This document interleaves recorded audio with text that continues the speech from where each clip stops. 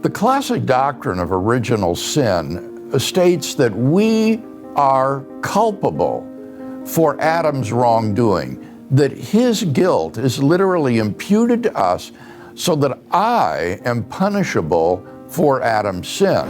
Moreover, Adam's sin introduced into the human race a kind of corruption of human nature that is hereditary and passed from one generation to another.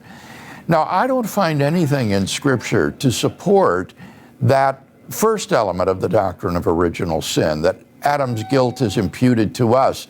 I don't find that either in the fall story in Genesis 3 or in Paul's discussion of Adam in Romans chapter 5.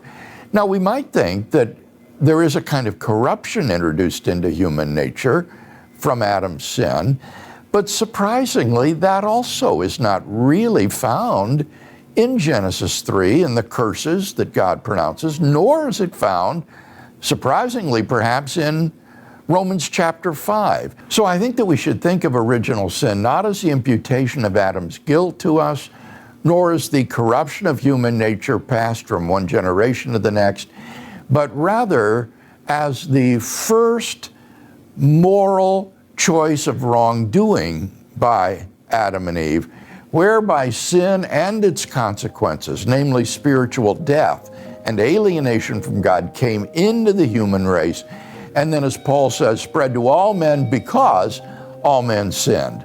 So Adam and Eve were the floodgate through which sin and its consequences entered the human race. And I think that's adequate to give a biblical doctrine of original sin.